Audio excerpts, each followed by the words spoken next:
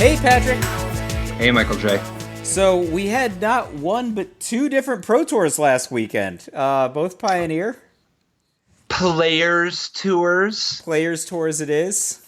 Dude, they don't make PTs like they used to, but they sure do make a lot of them. They just make enough that Paulo Vitor Damo de Rosa could just rack it up every week now. That's 3 in a row for PV. And we have, over on the other side of the world, folks like Ken Yukihiro and Shouta Yasuoka and Akira Asahara and Lishi Chan all racking up top 8. So Yeah, wow. heck of a top 8. Oh, in Nagoya? Well, both. Oh, yeah. Joel Larson, if you count this as a Pro Tour, that's 2 for him, right? Definitely. Yeah, no, and you should. Like, this is bigger than a lot of the old Pro Tours, like from back in the day. Yeah, So, crazy. And then I'm going this week. Are you going? I'm going to the one in Phoenix this week. yeah, I think I might go to the Phoenix one. The other ones are in the past. Yeah. So it's harder to get to them. Well, if anyone can accomplish it, you'd Yeah. be high on my list. Classic time travel. Yeah. So let's take a look at the decks, man, because there were a lot of sick decks and some real influential stuff that is going to really set the pace, I think, kind of going forward. Like it'll be interesting the meta, because there were some real lines in the sand drawn. Oh yeah, if that makes sense. Like there were some real. I don't know. Do you want to just address I think this is like the elephant in the room. If you look at Nagoya, 5 of the top 8 were all Dimir Inverter decks. Yeah, dude, it's so brutal too, because that's what I was going to play. Now I'm second guessing, because it's like, well, shoot, is everyone just going to be targeting it? I was going to play a deck that I thought was real good, but I thought might have a soft Dimir Inverter deck matchup, and I was just like, I don't know if I want to put myself through another Solar Flare. My deck is so clever. I'm so smart. 0% win percentage against the most popular deck. So I think that I'm not going to play the clever deck. Instead, I'm going to play a deck that is less clever that I think has a chance against Dimir Inverter. But I thought Dimir Inverter... One of the other reasons to play Inverter is that this is going to be the last chance to play Dig Through Time. Yeah. It's going to get banned because of Inverter. Do you think that, just to speculate, let's say they do ban Dig Through Time, do you think that kills the deck? Well, certainly not if they don't ban Treasure Cruise. I think they got to do both if they're going to try for that. Dig Through Time is a lot better for the deck, but, both is okay. You can make it work with Treasure Cruise. It won't be as good, but no, I don't think it kills the deck. Even if they were to go ham and ban both Treasure Cruise and Dig, I don't think it necessarily invalidates the deck. It just makes it much, much, much weaker, because so much of this, like, there's just this really, obviously Dig Through Time is an incredible Magic card, and it's really good for setting up combos, but it's also just so good to be able to, on your opponent's end step, Dig Through Time, getting rid of most of your graveyard, so that then when you untap an Inverter, you can just drop the Oracle in that same turn. On turn 5, you Dig Through Time on your opponent's end step, untap, just drop the Inverter and Oracle and win that turn. Yeah, here's the thing about Dig Through Time. It is fantastic at setting up a combo kill. It ain't bad in a control deck. Not bad at all. No. So the Inverter deck is just plays like a tap out blue deck if you wanted to. Sort of. Here's a 6/6 for 4. Can you beat it? Yeah, you can do it that way, and it's not like you aren't drawing some cards with Jace sometimes, depending on your build. Oh yeah. So let's talk about different builds. Where do you want to start? Wherever. What about? Probably Nagoya, just because they have so many. Yeah. Maybe Akira Asahara. That is a name of legend. Has not been as many legends recently, but Akira was a very feared deck designer, maybe 10, 15 years ago, and making a great comeback with an Inverter finish. This deck has got a Liliana instead of like a Scarab God in the main deck. Anything else crazy going on here? It's pretty... I think most people were not playing the Scarab God. A few people did. Shota did, which is probably why you're so hypnotized into just assuming that that's the standard. But I think that that's really the exception. Shota playing the Scarab God, out of all the people on the top eight, I think he was the only one. But the other stuff going on with Yukihiro, I mean not Yukihiro, sorry, with Asahara.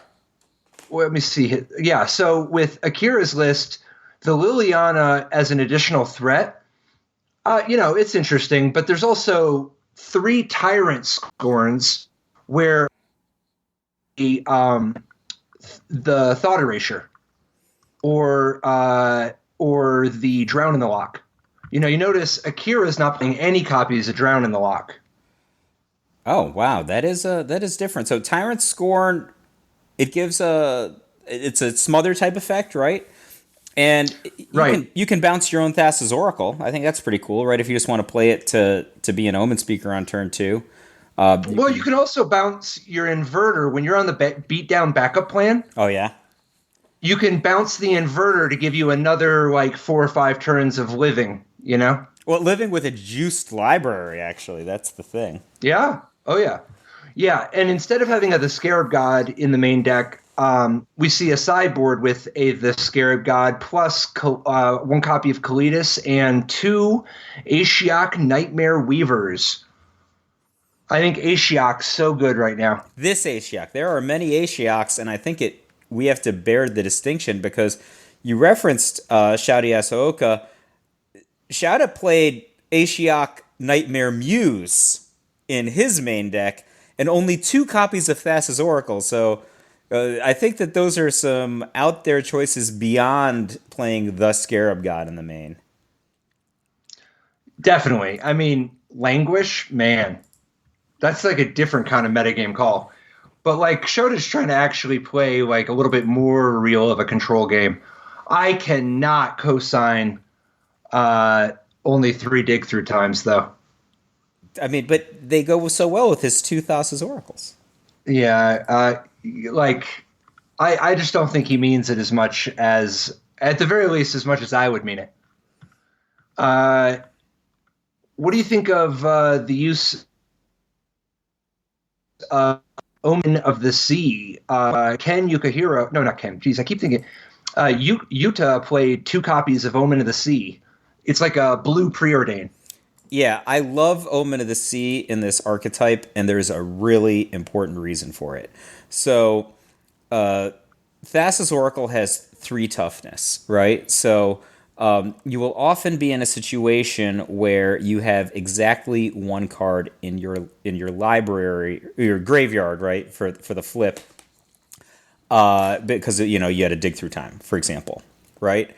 And if you play a Thassa's Oracle, which has 3 blue pips, and you have 1 card in your library, for sake of argument, and the Thassa's Oracle is removed at instant speed, say with a lightning strike, you will not win on the spot because your devotion to blue will be 0 and your number of cards in the library will be 1. However, if you have such a card as Omen of the Sea, which is very difficult to remove relative to a creature, you will have devotion to blue equals 1 and library equals 1, which means that you will win instead of not winning. I think it's very subtle, and I think that it is not meaningful. That's an interesting. Yeah, that's a good point. That's actually that's kind of a solid way to do it. You do got to be careful. I mean, there are other things you can do. You can cycle censor or opt in response. Yeah. But Omen of the Sea is another thing you could do. So I think that, especially when you're playing against beatdown decks, you're often under pressure to just tap all of your mana, to try to finish it then and there. And so it's because the defense in this deck isn't so thick, right? So Fatal Push is a solid defensive card. You feel like a genius anytime you catch somebody with Censor, but there's just not that many of them. A deck with 25 lands is just less answer dense or threat dense than a deck with 20 lands. And decks with 20 lands can often put you in a relatively low life total, somewhere between turns 4 and 6, so you kind of have to win the game right then and there. Or they get on tap and they have a really good chance of just throwing all their stuff at you, and maybe they win the game. And I think like the games are just very, very compacted because of that. If you can just steal a little extra value with a pip, then that might help you win. And in like the cycling sensor, or cycling opt, or casting opt rather, that's a great play. Obviously, if you're in that spot, but you really do need an extra blue to do so, right? If you have 6, you can't do that. True. Dude, all the good Ashiok showing up, man. Do you like Shota's Dream Render in the sideboard? I don't know. I think I like Dream Render more than I like Nightmare. Is it Weaver?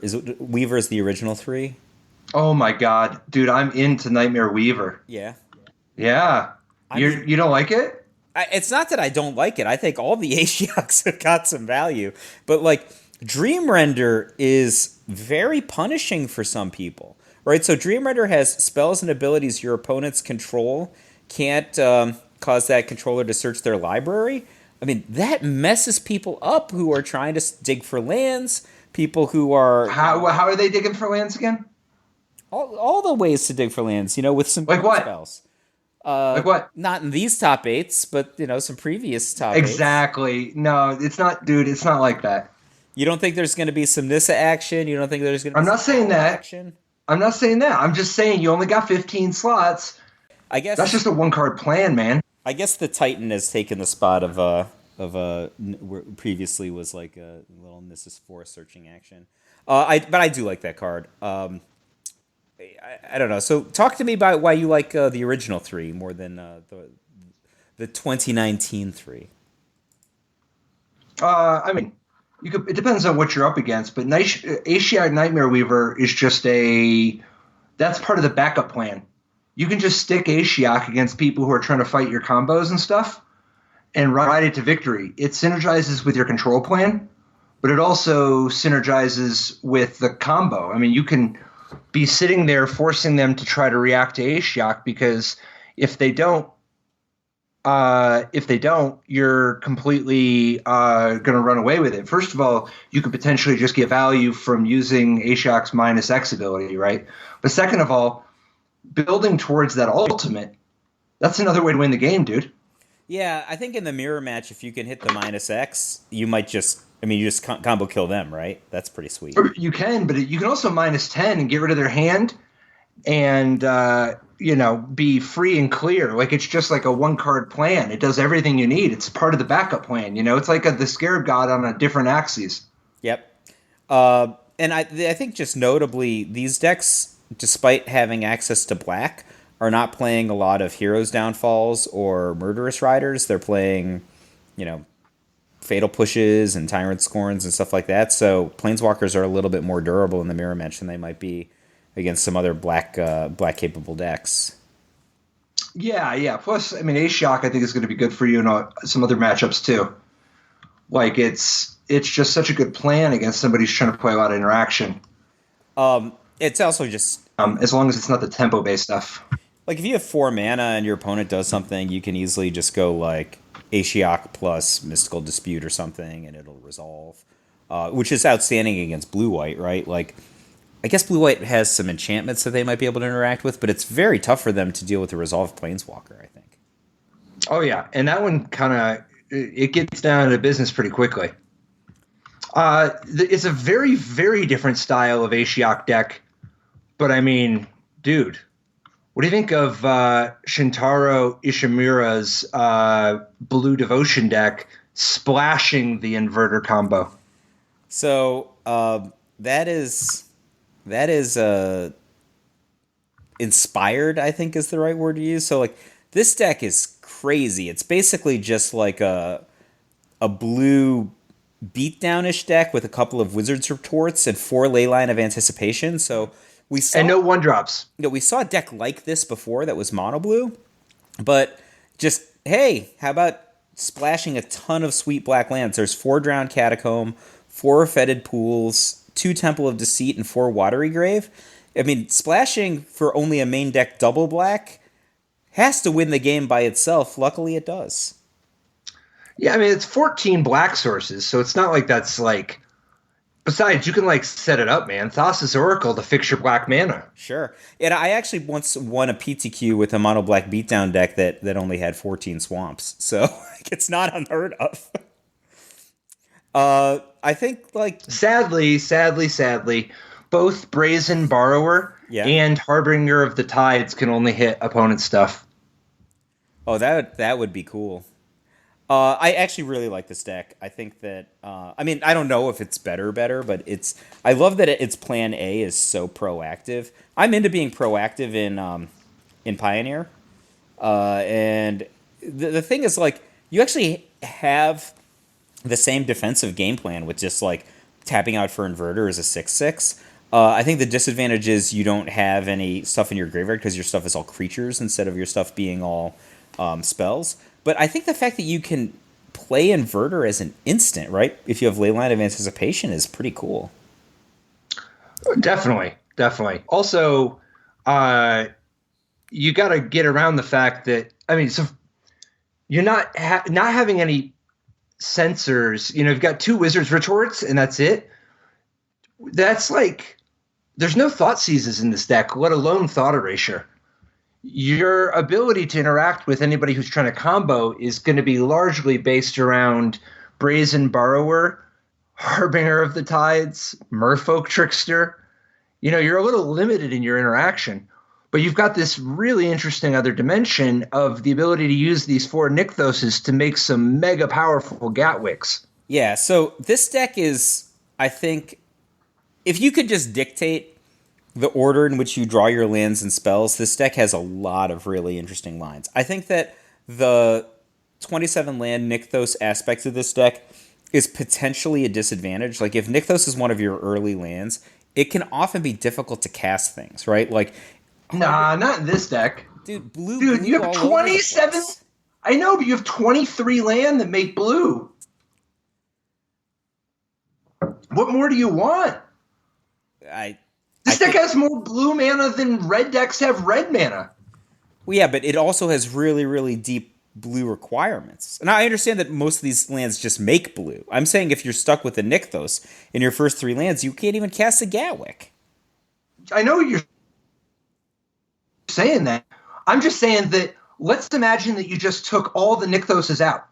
Because, clearly Nykthos produces blue some of the time, right? It produces some amount of blue almost all of the time, right? If you just go, if you have 2 blue 2-drops, 2 islands, and a Nykthos, your Nykthos is in business. I think what you're saying is if there's just a 23 land deck with no Nykthos, I wouldn't be complaining about the percentage. Right. All right, I buy that. I buy it. Because 23 islands would be easily enough. And your Nykthoses are actually pretty live. You've got 4 Leyline of Anticipations, to say nothing of all these blue 2-drops. Do you think this version has the edge against red beatdown decks? I feel like it might. I don't know. Why would it? I mean, red beatdown decks don't like all these Thassa's Oracles. That a fair Thassa's Oracle is trouble for them. Harbinger of the Tide's trouble for them. Just a fair Inverter of Truth is trouble for them. The regular Inverter deck that's all a blue-black control deck that has a combo kill grafted onto it, I think is easier for them to beat than this is just gumming up the battlefield with things that have power and toughness. I could buy that. Leyline of Anticipation is a problem. They're just dropping things that can block in mid-combat. Yes. They are a little soft at Torbrent. Thrain of Redfell. Yeah. Yeah, I guess they can't really counter it. They've only got 2 Wizard's Retort. Just save them up. Yeah. I personally like the Dig Through Time version from a me play with it. Yeah. But I like this one from a style points, and plus it'll probably be legal after Dig Through Time is banned. I think this is a very, very high on the style points deck. I hope they don't ban. I hope they just ban Inverter instead of Dig Through Time. But why would they ban Inverter? Inverter's not a busted card. Yeah, but the combos. Why would they ban Splinter Twin? You don't know what these people are capable of. This deck is a work of beauty. I love this deck. It's so cool. Like, this is an inspired deck. I hate the fact that Definitely. it's too good to exist. Well, we'll see. We'll see about that next week. Now that the metagame is going to have time to adapt. At least it was Uh, the highest performing Dimir Inverter deck in either tournament. yeah, hit them from a different angle that they're not expecting. It's pretty sweet.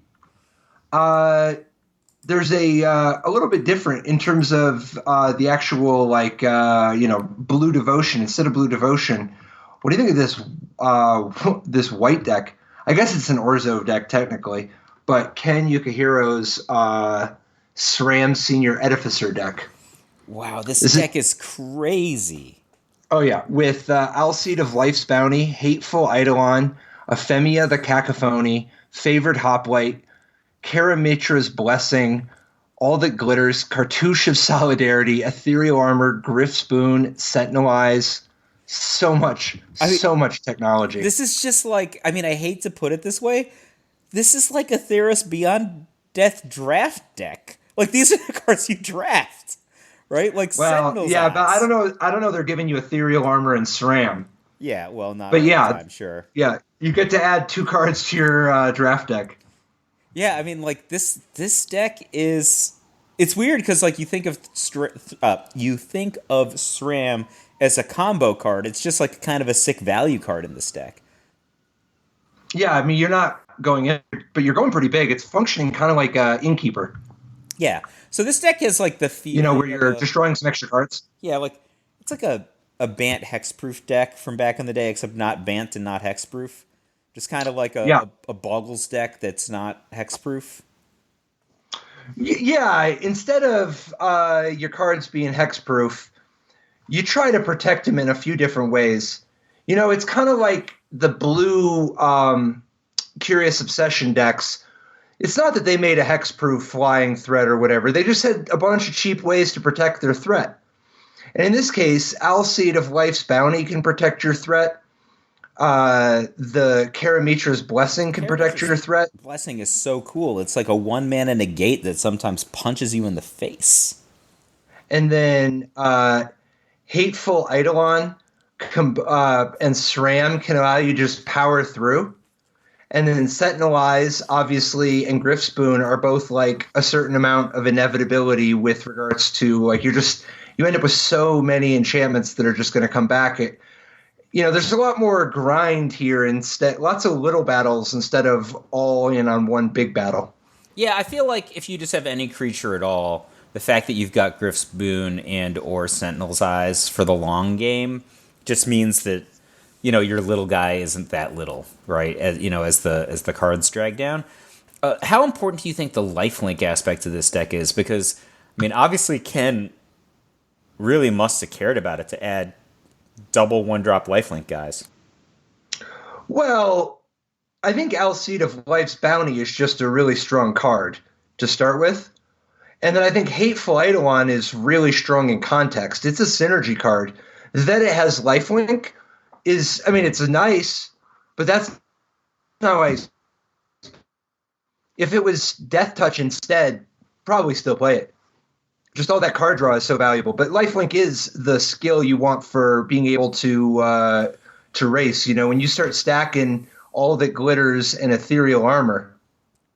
Oh yeah. You just end up with like just this unraceable threat. Ephemia the Cacophony. This card seems like a super overachiever in this deck. Like, I think it's similar in a sense to Hateful Eidolon, which, Hateful Eidolon buys back some cards when you have auras attached to folks. But Ephemia kind of does the same thing from the other end. Like, you failed, but Ephemia just, given a little time, Ephemia can turn all those into material. Well, plus flying is a nice dimension sometimes. And, you're not always going to have Griff's Boon. And then Ephemia being an enchantment actually matters. You can actually it counts extra for powering up your All That Glitters and your Ethereal Armor. And besides, the other thing is Karamitra's Blessing can protect Ephemia even if Ephemia is not enchanted. Oh, that's a good point, because Karamitra's Blessing also is helpful to enchantment creatures. Uh, I have a Such question. as Alcide or Hateful Eidolon or Ephemia. So, favored hoplite is this weirdo two of in this deck, two of one drop, 1/2 for W. Not of this world, but of the previous Theros. What do you think about this as the 1/2 for W versus the one in Theros Beyond Death? What's the name of him? Who every time you cast an enchantment, he can buff somebody. Yeah, but what's wrong with Favorite Hoplite? I I don't know if it's wrong with them, but like all these cards are enchantments, right? So you can just cast an Ephemia that counts as an enchantment, or you can enchant somebody else, and that would still trigger the other Well, guy. I mean, Karamitra's Blessing, you know, that's not an enchantment. That's true. And then Favorite Hoplite also, you only have to protect it. I mean, like if you put anything on it, it does prevent the damage too. You know, All right. I mean, That's it fair. doesn't come up that often, but why? You just want to use the new one? Well, it's not that I want to use the new one. I just feel like the ability to spread around the life is could be pretty good. Like Could be. you can instead of just like putting all your resources on one threat, like the fact you're like, all right, I'll enchant this guy and then this guy gets a boost, it just makes blocking very difficult. I guess it's less of an issue in this deck, which doesn't have any instant speed enchantments. But like, if you had instant speed enchantments, I think the other one might have a little bit more juice. But again, they don't have them here. Yeah, I mean, uh, the biggest thing I think though is that Pious Wayfarer's bonus is only until end of turn. So I think like Favorite Hoplite's just like way better because you're not like just like burst comboing somebody out all the time. That's fair. Like I think if you're gonna want to like Favorite Hoplite, you're gonna want to just put a random ethereal armor on it, and then it's just like +1/+1 counter. So to me, they're not even in the same league. I just think that the permanent versus temporary is the thing. That's a big deal. I was just kind of thinking like, especially in sideboarded games, you could be dead weighting them, you could be baffling their ends, etc., and then just getting a boost while killing their guys. I thought that'd be pretty cool. But Yeah, but I that's think the just permanent is meaningful. yeah. I think the permanent's a big enough thing. So you into this deck, hot or not? I mean, style points like 9 out of 10 minimum. Could be higher than 9 out of 10. I would never play this deck. This isn't my speed, but I can imagine myself losing to this deck, and I can imagine myself beating this deck.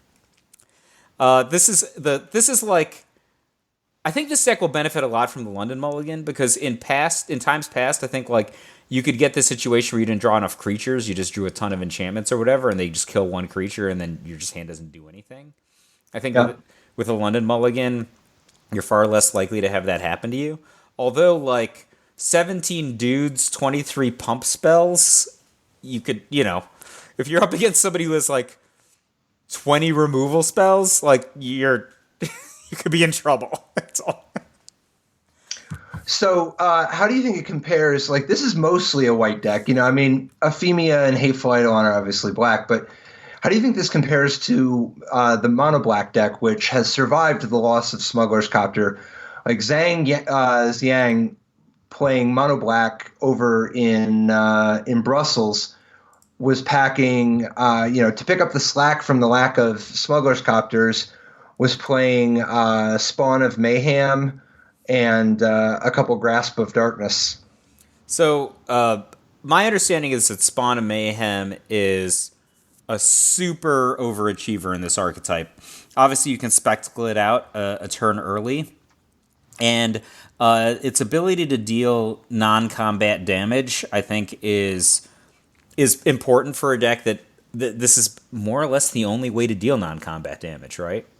Like you can finish somebody off when you get them close, and it's hard to get in. I'm a big fan of it. I don't know about 2 Spawn of Mayhem versus 3 Rankle or some of those individual choices. I'm actually a little surprised that we see Rankle and Spawn all main deck and only 1 total Kalitas after sideboarding. I think that's an important distinction, but I like the Spawn. Grasp of Darkness I'm medium on. See, I don't hate Grasp of Darkness generally, but I think it's just you want to have some plays that are cheap, and Drag to the Underworld is the obvious alternative. Yeah. But you don't have to be able to grasp very many things a mana cheaper than Drag for you to really have it be worth it. And when you've already got 4 Fatal Push and 4 Murderous Rider, I don't know. It's going to be interesting to see how this continues moving forward because of obviously Grasp of Darkness doesn't kill 6/6s straight up. Now, I happen to think it kills them enough because some of the time you're just going to trade, and it's not as good, obviously, in that spot, but I think if it's me, I might move one of these Grasp of Darknesses into a Drag to the Underworld. Yeah, the real question is, assume they cost the same amount of mana, which they don't. Drag is more expensive, at least some of the time. When do you want -4/-4? Well, no, it's definitely Drag it like it's not like this is some indestructible technology or something. It's just about costing 2 reliably. Yeah, because like I do think it is the case. Well, this deck has no 2-drops sometimes. Yeah, I mean, you just I don't know, man. The only reason you're playing it, Scrap Heap Scrounger. I know, but that's 4 2-drops. This deck is woefully short of 2-drops. I mean, you made a good point anyway. Like, there's 4 Murderous Rider, 4 Fatal Push. There's a lot of like generic destroy a thing. I don't know. I think like I don't know how meaningful very small and minor changes in terms of like cards that have similar casting costs and similar functionality are in this archetype. The one thing I would say is this deck has absolutely no way to regulate its draw in game 1. It just has Castle Lochthwain, right? So the card you draw is the card you got to play with. Well, no, I mean you can regulate your draw. Well, you can Murderous Rider one of your Murderous Riders, and that way the last card you draw will be Murderous Rider. You got me there, Patrick. Except in the unusual case that you don't draw 59 more cards. Because in that case, which I understand doesn't come up very often, you didn't regulate anything. Yeah, true. Well, you were laying the groundwork for the regulations. Yeah, I'm just saying. I understand that 99 or so % of the time you will draw the other 59 cards. But, in this case that I'm saying, this outlier case, you didn't do anything. So Budakov's build of Mono Black was a little different. It was more vampire slanted with Sorin, Imperious Bloodlord, and Champion of Dusk, plus gifted Aetherborn instead of the Scrounger, and Dusk Legion Zealot, so you have more 2s. It's definitely a true vampire deck. I mean, when Knight of the Ebon Legions, you're only 1-drop because you want to play with Dusk Legion Zealot instead of Gutterball. Yeah, so everybody except for Murderous Rider in this deck is a vampire main deck, right? So Murderous Rider is only a 3 of in this deck, which is, I don't know if that's a statement. It's got to be one of the best cards available. I think I like the Vampires build better than the generic build, just because Sorin is so impressive when Sorin is going. I mean, that Lightning Helix ability is, it's very valuable in a lot of It's valuable in a race, right? And then the mana boost that you get from being able to just drop a 5-drop on turn 3 is also pretty good. Yeah, and plus it's not like, I mean, you could do worse than Dusk Legion Zealot on 2 into Sorin on 3. Either way, whether you're throwing the Zealot at something or you're just putting Champion of Dusk down and then counting the Zealot as an extra vampire. Yeah, I do think that makes Dusk Legion Zealot seem like a pretty good card, when otherwise it might not seem that way in terms of Pioneer power level. Yeah. How do you like Blight Beetle out of the sideboard? Blight Beetle? I mean, you got to get in against green guys sometimes, right? Well, or artifact creatures too sometimes. Because you got to remember, they can't put +1/+1 counters on any of their creatures. which includes any kind of artifact creatures that might want them, such as, like, for instance, oh, I don't know, Walking Ballista. Yeah. So Blight Beetle is a direct answer to the Heliod combo. I mean, it just also counters Heliod's fundamental ability then, right? With or without the infinite combo. Right. Therefore, I like it. I think that Well, this it's is a also, I pretty mean, decent it's good Inquisitor. against it's good against Ajani too. Every Ajani card ever. Yeah, I buy it. I buy it. And I think that you'll just attack into green decks sometimes with it. I mean, like, if you're playing against mono green, you'd side it in, right? Of course, block. I don't know what mono green is, but sure. The only issue is I think most of the mono green decks are going to be splashing black, but Yeah. Or blue. Mono green deck splashing blue, I think. what do you think of zero Heliod decks in the top eights? I think that there will be Heliod decks in some future top eights. It was a above average performing archetype on average. The limited records are independent to the constructed records. I think that Heliod decks might be good. I think so too. If you look at the Brussels breakdown, Heliod decks were slightly above average. I want to say 53%. There was nothing that was like too out there. The closest thing to being too out there was actually Mono Red Beatdown at almost 60%, right? And the thing that's taking a look at. Oh, go ahead. Yeah. It's 64% against Mono Black and 64% against Inverter. So let's take a look those at are good stats. Juan Jose Rodriguez Lopez Mono Red Aggro, top finishing Mono Red player of the weekend. The mix of burn, 4 Wild Slash, 4 Lightning Strike, and then just pretty classic cards. Notably, 4 Abbot of Carol Keep, 3 Kari Zev Skyship Raider. Is 7 the right number of 2-drops? Well, I mean, is Abbot of Carol Keep a 2-drop? True. Bone Crusher Giant, I think, is a 2-drop in this deck. Lightning Strike is a 2-drop in this deck. There's a fair amount of interaction going on in this format at 2. Like, especially if you go like Swift Spear or Soulscar Mage on turn 1, you might actually just play a spell on turn 2. Or you might play like the other, your first turn Soulscar Mage, turn 2 Swift Spear, shock your guy in for 4. That's a classic play. I think that if you're playing Abbot of Carol Keep on turn 2, you probably didn't want to, but that was just what you got. You want to play Abbot of Carol Keep on turn 3 or later because if you flip over a land, you get a freebie. If you have a land in your hand, you might be able to get a free card. If it's a 1-drop. I think like it's very much a compromise when you play that card in turn 2. I think this deck has a deceptive amount of card advantage.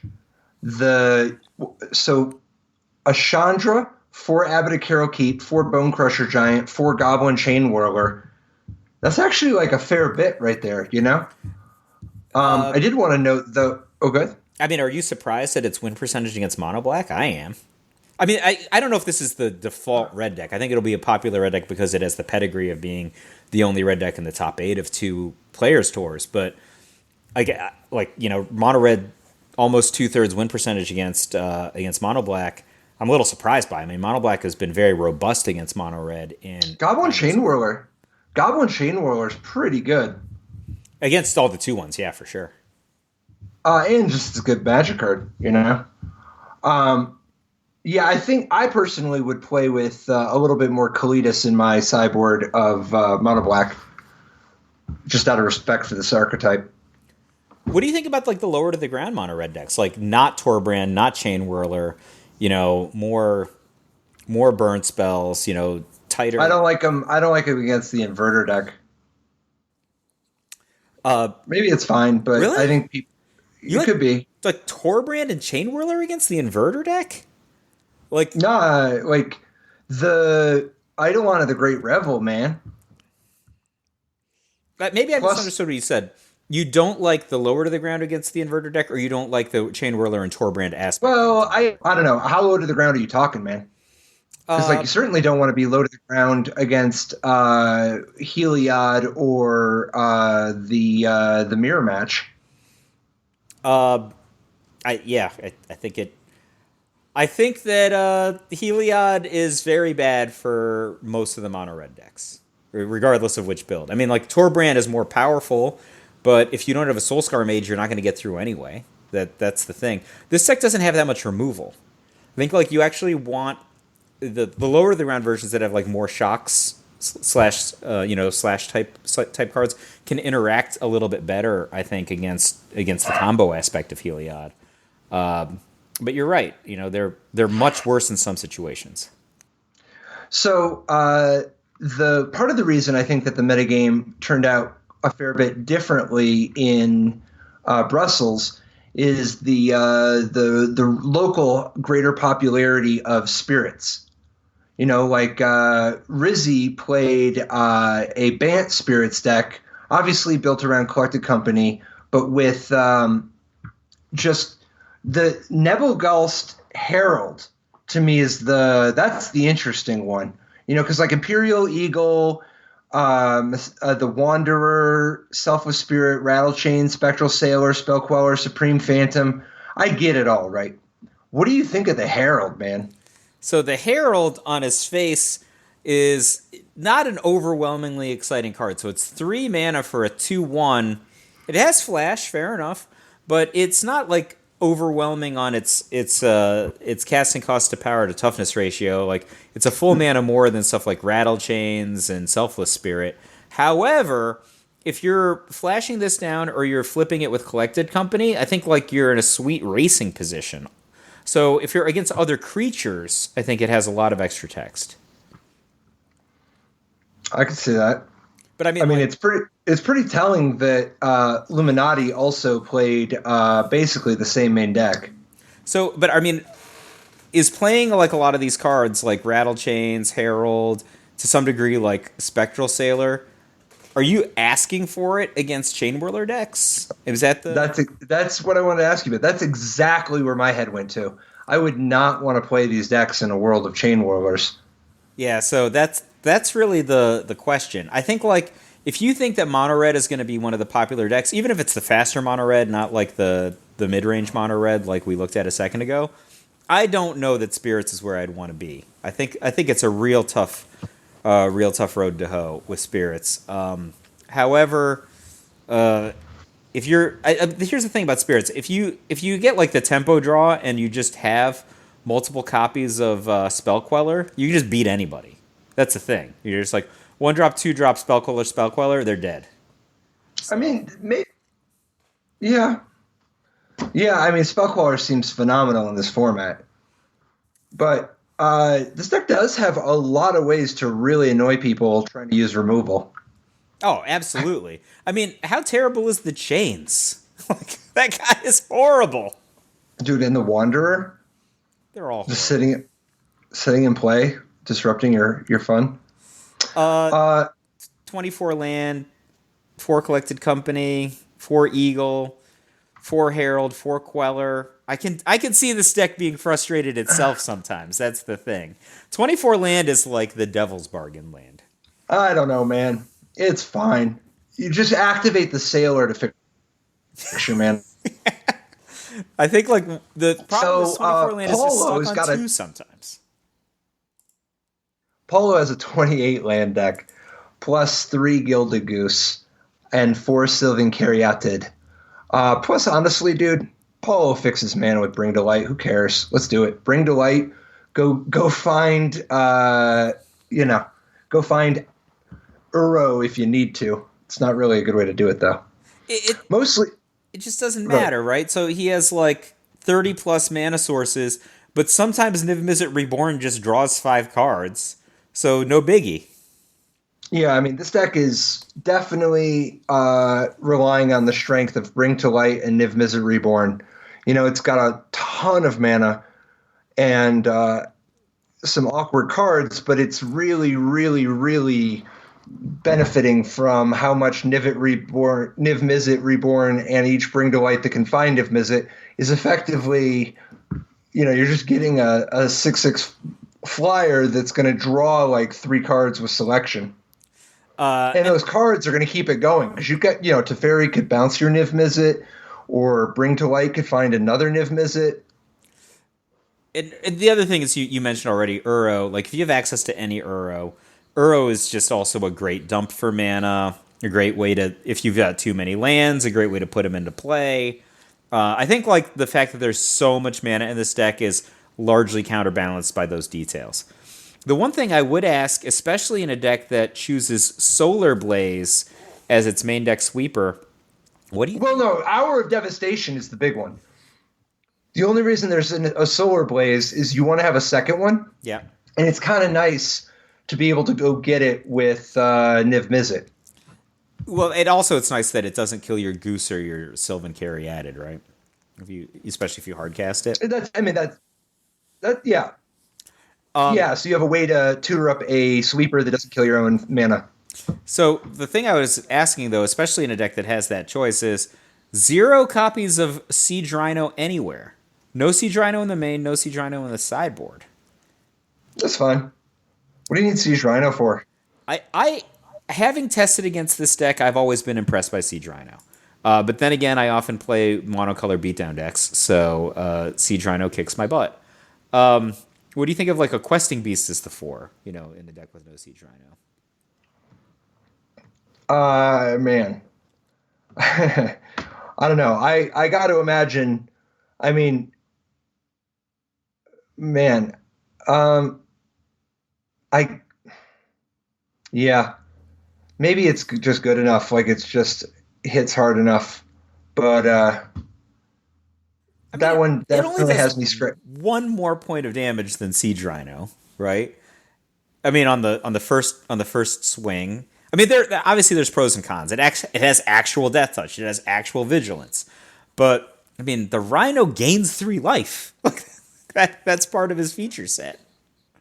Like I think like the difficulty I ever had in testing red beatdown decks against Niv to light decks was largely predicated on them natural drawing a Siege Rhino that they sometimes cast on turn 3, and then they just used all their Bring to Lights for Siege Rhinos. So I think like if they have this super awkward mana base with like a bazillion temples, right? And what life gain backup do they have in game 1? Gilded Goose. Uro, baby. All right. Uro is, the Titan of Nature's Wrath. He has some action. I kind of buy it, I guess. Dude, Nahiri exile their Heliod. Nahiri, 2 copies of Nahiri is a statement maker. Because remember, it can only hit tapped artifacts or tapped creatures, but it can hit untapped enchantments. Yeah, it hits the hell out of enchantments.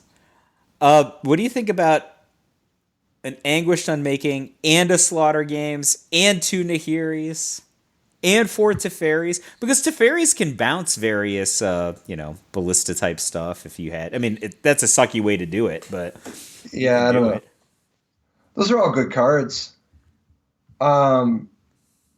What I'd be interested to know is how well does this deck? I mean, maybe you get enough mileage out of your Slaughter Games, but with one Thoughtseize and one Slaughter Games, do you have enough against decks like Brent Voss's Lotus Breach deck? We talked about this archetype last week.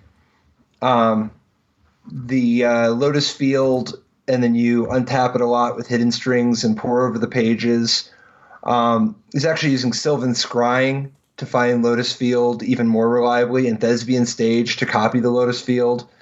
And part of what you're trying to, and Satyr Wayfinder to find the Lotus Field, Vizier to untap it. Satyr Wayfinder had a heck of a weekend, yeah?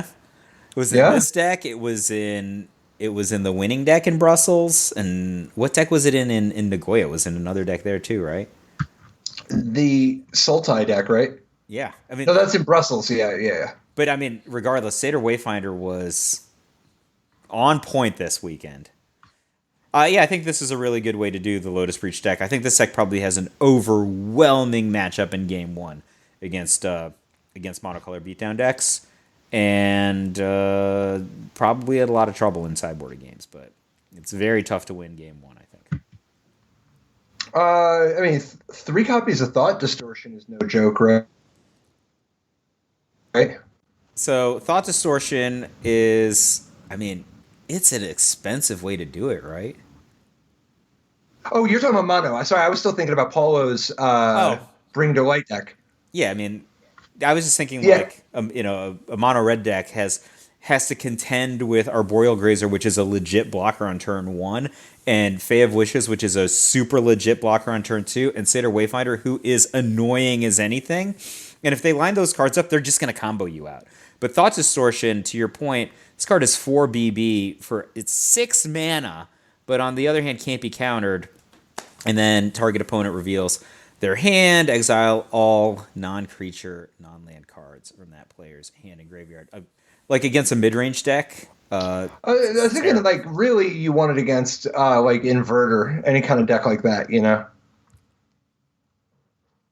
Just hitting any permission, card draw spells, whatever. Yeah. Or against blue-white control. The thing is, why is red... I mean, obviously, if they draw Eidolon of the Great Revel, they're kind of cooking. But why is red beating this deck ever? I think, like, if you combine Eidolon of the Great Revel and another card, perhaps some kind of Tormod's Crypt... I'm just saying, like, if you don't draw the Eidolon of the Great Revel. I grant you, Eidolon of the Great Revel is a real problem for this deck. I think... you can London Mulligan towards it. But the thing is, like, if you're on the, say it's game 2, you lost game 1, you're on the play, and you just have like one of the outlier draws that has 3 1-drops, you're probably just gonna win on the merits. Why would you win? You can't beat a Fae of Wishes. Just hard cast it on 2. I think like, well, it depends. If you're talking about the Chain Whirler / Torbrand version, yeah, like those draws are too clunky. But you got a mulligan Eidolon then. But I think if you're like Eidolon and another card, right? You're not always going to. Like if you got like some kind of Tormod. Yeah, no, you can definitely win if you have the Eidolon. I'm just talking about the games where you don't have the Eidolon. You're in trouble. It's not fun from the other side. They get you. Because you only have to win. You only have to win one of the other 2. Because this deck's winning game 1. I think this is going to be a deck to watch this weekend. I absolutely agree. It is winning game 1. It's almost hopeless for monocolored beatdown decks in game 1. Oh, totally. I'm just saying I think that it's going to be hopeless for a lot of decks. Lotus Breach, I think this is one of the strongest decks in the format. I think this is going to be a deck to watch this weekend in Phoenix. I think it depends on how much people want to go after you. Like, so here's the thing. So you're going to play this. No. Sorry, I don't mean to blow up your spot. Man, I've said it before, and I'll say it again. If Monastery Swiftspear is legal and you're not playing it, it's kind of your own fault. I'm just saying that if you're got, like, 4 Eidolon or something along the lines of an Eidolon, like Thoughtseize type stuff if you're black, or, whatever, erases, something that's like a legit interaction spell that they have to deal with. I think Gideon actually is a great example for a white deck. There's a real serious problem card, and you have something like Tormod's Crypt, and you're bringing both of those cards in. I think this deck has to respect that amount of dedication to beating them. And the thing is that the Tormod's Crypt type cards are also good against Inverter. And Inverter was so hot. I mean, so Tormod's Crypt does help, definitely. But, like, as far as Gideon goes, Gideon, I mean, it's better than a sharp stick in the eye, sure. But, like, when you combo off, Gideon doesn't stop you from comboing off. And when you combo off, you'll draw your whole deck, and then you'll be able to Fae of Wishes for anything you want. You can easily get rid of Gideon. You have as much mana as you want. I don't think Gideon is good at... Go ahead, sorry. I think the presumption is, A, you have a deck that has some kind of interaction or pressure, and then you're bringing in a combination of cards that includes Gideon, might have cards like Erase, might have, plus you probably have beaters, right? So you can be getting towards them. And the other thing is, you could combo kill them. That's the other thing. Like, you also have a combo kill in the white deck. Like, Gideon, that's true. I know, that's, okay. Yeah, if you combo kill them, you win that way. But setting that aside, I'm just talking about Gideon for a second. Gideon's, presumably you're speaking to not Gideon as a 4/4, but Gideon because you can't lose the game while you have Gideon's emblem. I'm saying, what's the scenario where the Lotus Breach deck can make you lose the game without having the ability to produce a lot of mana and to access cards, whether it's Blink of an Eye or Fae of Wishes or whatever? Like, what's going on in that game? Uh, Because like the time where they would win the game is when they're doing their combo. And when they're doing their combo, it's mostly too late. so you're saying if they've got like access to Underworld Breach, they're going to be able to just flashback Fae of Wishes and get whatever they need to just bounce your Gideon or whatever, right?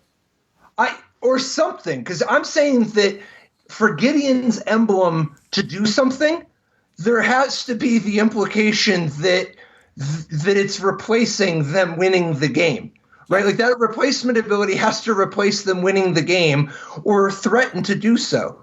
And the scenario where this deck can win the game, it's not winning with Fae of Witch beatdown or anything. It's really committed to winning with either Thassa's Oracle or Fae of Wishes or something, but with a combo kill. If they don't get to combo, they're not winning anyway. And if they do get to combo, you're not winning anyway. Yeah, I So think I don't know. It's fine. Don't you have to like put a turn on them this way? I mean, I don't know. I get what you're saying. Like if they just go like breach field, access to the hidden strings, it kind of doesn't matter. You like even I'm not just talking about that tactical scenario. Just like try to imagine what the board looks like, where the only thing keeping you alive is Gideon's emblem. yeah. But they can't deal with Gideon. Like, what does that look like? So I guess I understand. I think what you're saying, which is that they probably wouldn't have won anyway, right? If that's Either they're still gonna win, or they probably wouldn't have won anyway. I get it. I buy that. Which is kind of Gideon's calling in life.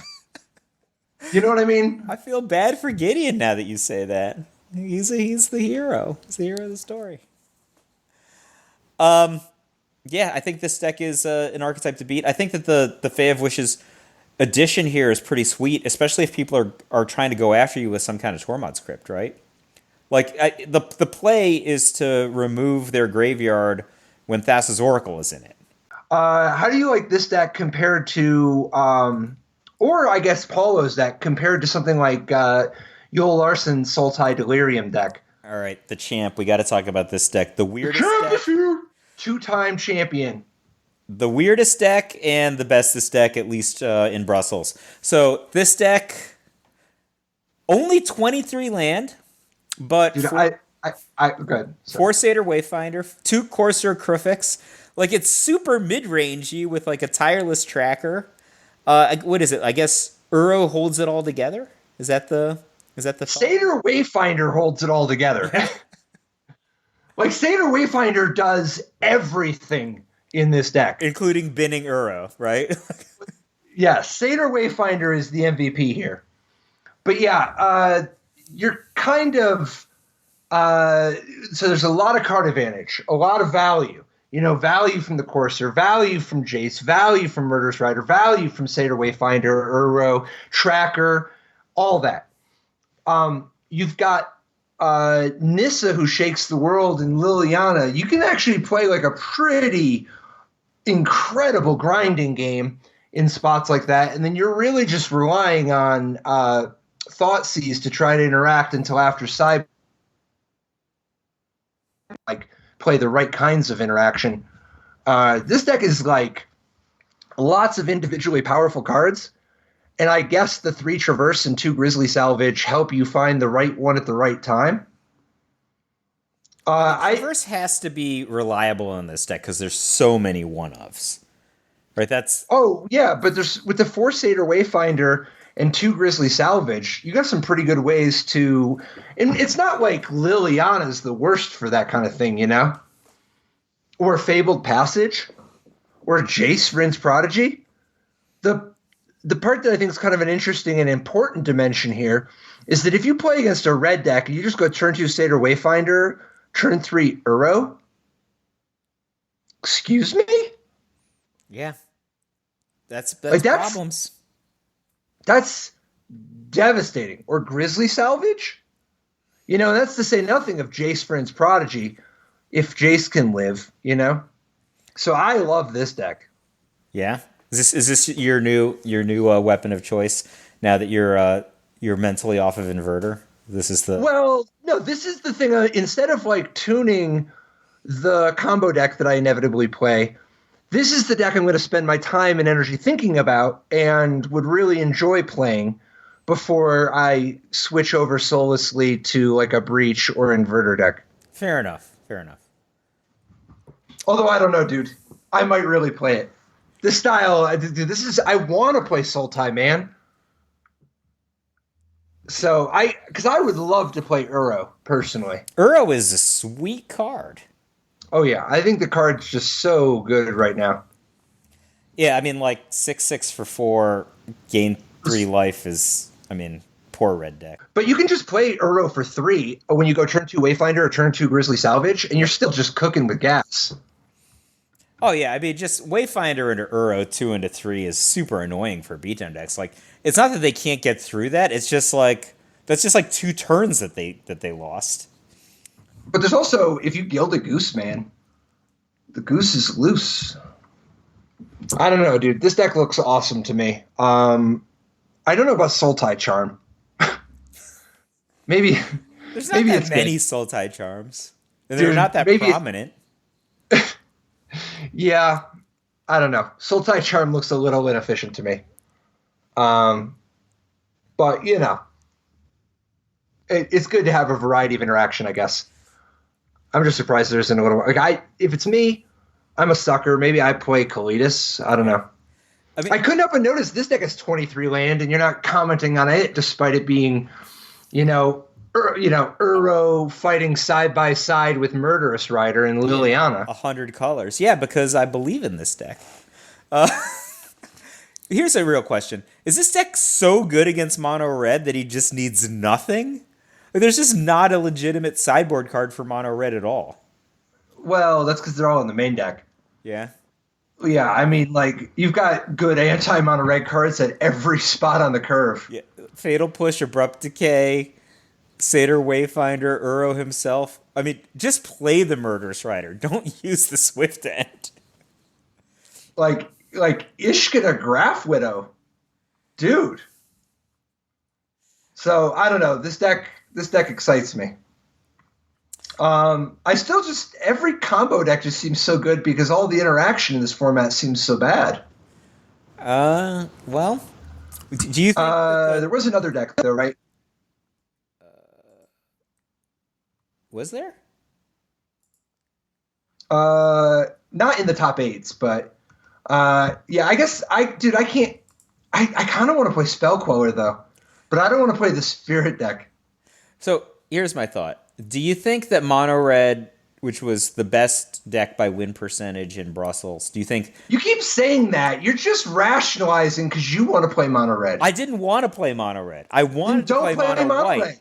But then I was just like, yo, I'm never going to beat Inverter, and everybody's going to be on Inverter this week. You can beat mono white. Mono white can beat Inverter. Why couldn't you beat Inverter? I feel like Inverter's going to kill me. How? Are they going to beat Rest in Peace? I think they're just... I think they could just beat me legit. Like, they could just... Why don't they just beat the control cards? Like, the tons of... They don't have very many control cards. They could just, like, go Ashiok and removal. Like, mono white is, like... It's a pretty not exciting deck when you're not combo killing someone on turn 4. It's just... I don't know. You should not play it then, because clearly you don't believe, dude. What's not to like? Well, okay, if you stick a Johnny, what's the Heliod deck gonna do? I'm talking not the Heliod, the Inverter deck. I mean, I don't want to play a Johnny. I don't like him. Okay, what about Splashing Blue for Spell Queller? I was thinking about Splashing Blue for Teferi. Is that what crazy? About both? No, I don't think it's crazy at all. I think Teferi's great in a Heliod deck. You got to be careful not to play too many 3s, but I think Teferi is a great card in this format anyway. Yeah, because you could just go like Heliod Mystical Dispute against blue decks. That would be sweet. I don't know. I think I'm gonna play mono red. I conferred with Patrick Sullivan today. He's like threw some ideas at me, but he said my 75 was within the acceptable range. So I don't know, man. I'm sending my deck list in tomorrow. So unless Yep. you've got some kind of technology for me, I think. If it's what would I play if I were you? Yeah. Well, if I were you, I would play mono red. I think you'll be in your element and you'll enjoy it. And it's a respectable choice. Thank you. I think that's what I'll do then. Me? Yeah. I'm still torn. I kind of don't want to play these combo decks. I mean, you have like So I might just 24 hours before the deck lists are due. Yeah, I'm gonna sleep on it. I'll know the answer when I wake up. Fair enough. All right, dude. I look forward to seeing you later this week. All right, same. See you this weekend. Bye-bye. Life didn't work so great.